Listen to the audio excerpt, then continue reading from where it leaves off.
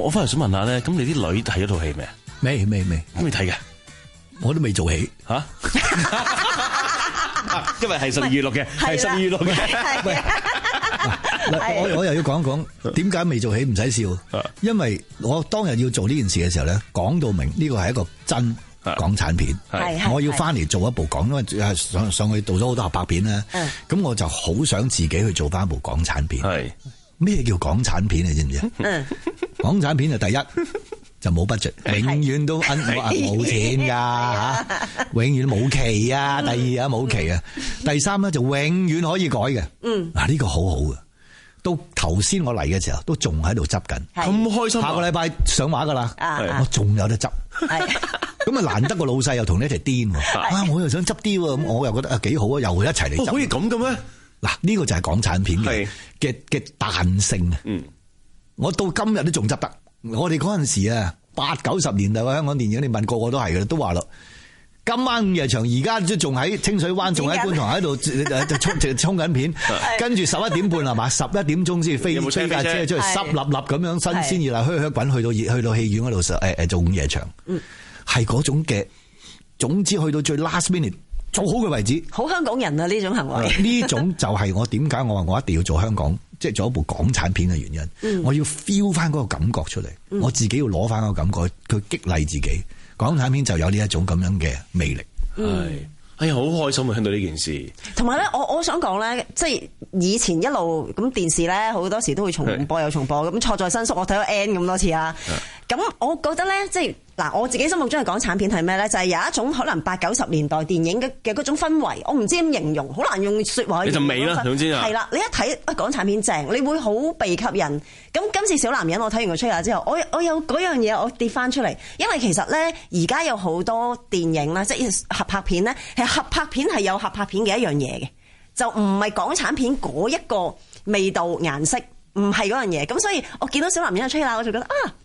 同埋呢啲 trailer 咧都係一來賀歲啦，二來咧都係好港產片嘅 trailer，就係即係唔好，我自己唔係好嗰啲煞有介事嗰啲剪嘅 trailer 咧，縫即係嗰啲咧，即係好多嗰啲咁樣跟住，即係我唔係好得嗰隻，即係當然你話如果係懸疑片啊嘅動作片，而家要好新型，但係我真係想去翻一種即係嗰種味道啦，你講得啱，即係嗰種港產片嘅味道嘅嘢。喂，我哋非常之期待啦！呢個即係賀歲檔見到可以見翻梁寬啦，同埋見到梁寬嘅造型咧，其實我係覺得勁啊！所以佢點樣變咗契弟咧？係啊，我覺得佢個樣嘅個造型外形上面咧，我第一次睇嘅時候，咦，有啲玉置浩二嘅感覺，唔知點解我覺得嗰個造型其實我做咗幾次嘅，有一次就駁晒花，咁堅，一睇嚟自己冇啦，即係直情好似鄭丹瑞上台做司儀咁，即係我覺得作為導演咧，我希望呢個角色由鄭丹瑞去演，但係唔能夠大家覺得嗰個係鄭丹瑞，咁所以就要考慮，不如用一個咁樣嘅好滄桑，即係佢經歷咗好多嘢嘅一個男人，一個佬啊。變咗一個佬啦，而家係咪？即係佢小男佬啦，咁樣去啦，咁就變咗設計咗而家呢一個咁樣嘅樣。個執鬚係堅定流啦，堅咁啊！你有咁多鬚嘅？乜解構剃咗佢而家？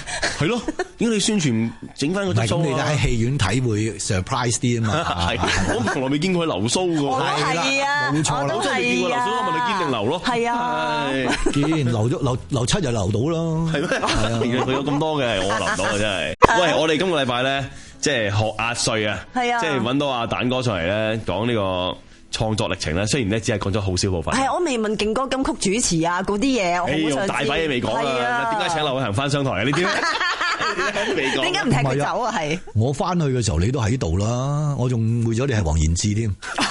咁堅係啊！佢以前嗰啲飛仔形象係咁樣㗎，係啊，一頭金毛長頭髮嗰啲嘛，好乞人憎㗎。係啦，我最早好尊敬佢，因為你有錢仔嚟㗎嘛。係啊！佢見到佢企咗喺出邊，咦，黃彥志嚟咗啊！係啊，2、3次我覺得係啊，所以睇佢唔在眼內啦。劉偉恒邊位？唔係嗱，咁我今日爆一個咧，從來冇講過。我究竟點樣識蛋哥？睇下佢記唔記得先。嗱，咁當年咧，佢就喺隔離台咧，就做緊一個節目，叫做戀，係咪戀上你的床咧？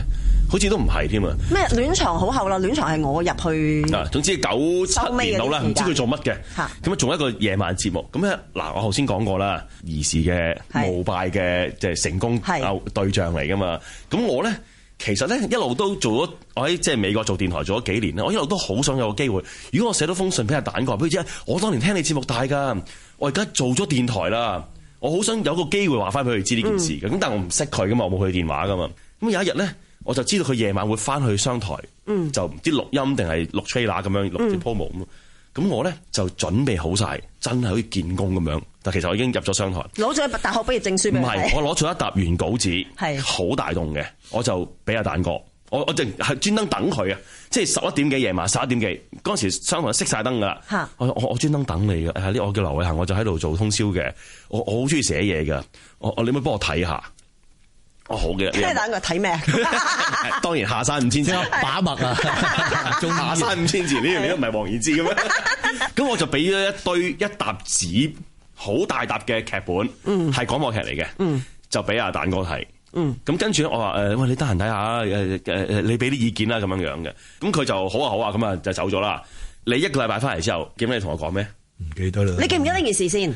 勉強記得啦。年中幾多人等我？呢啲咧4個字，毛遂自薦。係啦。但係對於我哋呢啲小僆仔嚟講，好深刻噶嘛。係啊。跟住佢翻嚟同我講咩咧？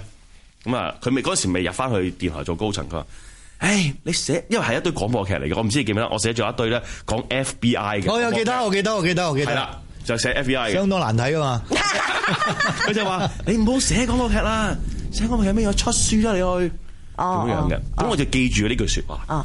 記到今日。咁你有冇 FBI 出書啊？冇。哎呀，佢成日出嗰啲韓流啊，嗰啲咩嗰啲嘢咋。韓流關佢事嘅，亦都呢個係後話啦。呢個我上一節目講啦，就多謝佢介紹俾我做。俾你做韓流啊嘛，但係唔好問我攞錢啊嘛。下一句係，但係我一定要多謝阿蛋哥，就因為嗰個寫書，因為你呢句説話咧，雖然我後來冇寫到書，但係你起碼認同咗我先，即係話，喂，你嘅嘢雖然難睇啫，但係都有個前路望出，喂，你寫多啲啦，你寫到出書為止啦，即係類似咁樣樣，咁啊俾我咧呢20年咧喺廣播或者喺成個呢一行入邊咧一個好大嘅動力。喺新年流流都要講翻呢啲咁嘅説話。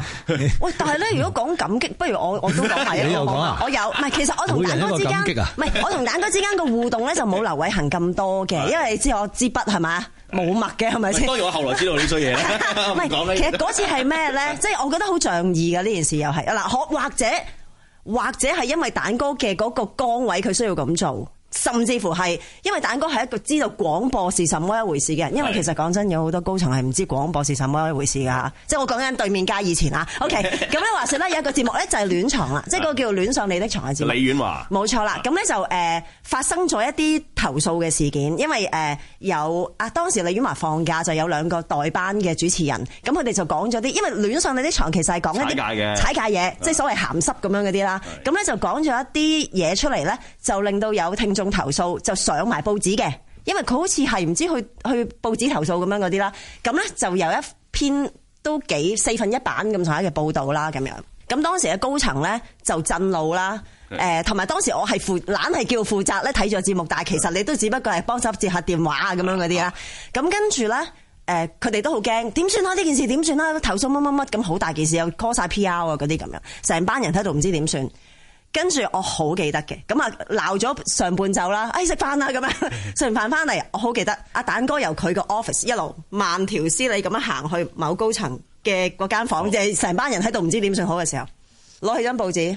叫佢唔好聽啊！咁掉低張報紙，跟住走咗，跟住走咗，跟住咗好型啊！咁然後咧就係因為蛋哥呢一句，令到所有好緊張嘅人，冇事啦就得啦，因為我哋一定係俾人熬噶嘛，我哋係在陣嘅人，即係佢哋會問，點解你會俾個主持咁樣講呢啲嘢？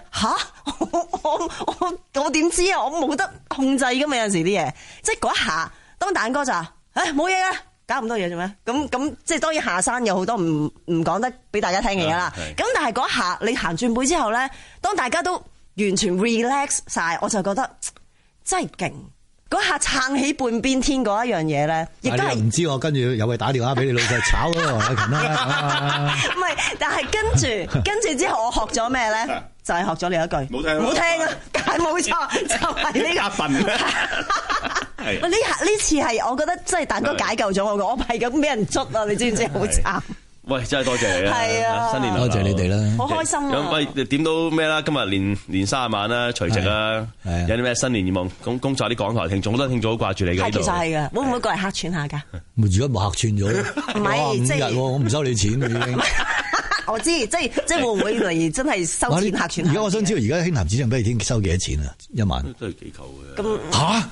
哇！我嗰陣時都係5嚿喎，你包埋，而家都係5嚿。係啊。哇！喂，通貨膨脹都起碼去到5000啦，係嘛？嗱，所以點解我話蛋哥？如果唔知我做，我以後做通識陰公啊，真係。所以我話蛋哥真係知道廣播是什麼一回事，就係咁樣咯。真係咪先？我嘅資價啫。係。所以點解我永遠都唔想再做翻電台，就係即係實在俾唔係嗰個 reward。係。唔係以前就係一腔熱誠，係咪？以前一腔熱誠，咁而家。都有啲 reward 啦，但係你而家有冇一種情意結，又或者係即係流著 DJ 嘅血啊，有癮啊，係啦，有啲人會唔會想？唔係，我有一日我都想㗎，即係有啲人你知啊，好中意問㗎嘛，哇！你有咁多媒體啊，咩跨媒介啊，你最中意做咩？咁我一定係做 DJ，一定係星期六晚嘅11點到2點。但係當我未諗到點做嘅時候，你又唔能夠就咁講嘢播歌，係我未諗到點做，我就唔敢做。其實3年前幾乎星期六朝頭早3個小時先復活噶。係咩？係我應該係3年前。就係已經我何嘉麗阿林珊珊同你哋啲高層食過飯傾過幾次噶啦，爆出嚟啊。但係我最後我都係推咗。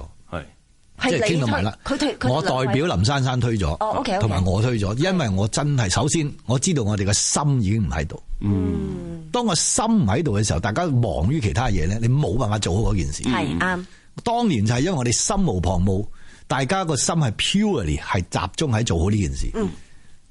我哋都唔理嗰個係咪叫 graveyard， 就 graveyard 時間啦，垃圾時間冇人聽噶啦，是但做得冇。而家唔會啊嘛，而家你俾咩時間我先？嗱，實係咁，你知林珊珊嘅經理人嚟噶嘛，係咪佢最叻講呢啲嘢噶嘛？咩時間幾多錢先？咁你香港電台又永遠都係唔知點解立法會俾咁多錢嚟，你永遠俾唔到錢呢啲 DJ 嘅，咁得意嘅你哋係咪？咁啊冇乜錢嘅咋，冇乜錢嘅咋咁樣，係咪？咁冇乜錢。跟住個心又唔喺度，然之後大家好期待，嗱，有人會期待，未聽過嘅就會聽下小神仙先，聽過嘅就小神仙，然之後咦都係咁樣，大家抹嘴講嘢嘅啫，唔得，我接受唔到。到今日大家就係話好中意聽係以前嗰個，唔好啦，哎呀算啦，我話唔爭在嗰即係吓櫃台嘅人工啦，咁啊算啦。留翻個好印象，留翻個好印象都係噶，即係你要聽咪聽翻 archive 咯，都真係噶，即係都幾好聽噶，有啲回憶擺喺回憶係最好嘅，真係有啲片段啊。好，喂，多謝晒，你哋恭賀大家係祝大家即係睇完《小男人周記3》之後咧，就係笑爆嘴啦，笑口常開，全年都係笑口常開啦，開心最緊要。喜啊，係我其實每一次見去都好開心，係我都係咁話。好多謝老師啊，大哥，好，拜拜。愛作伴。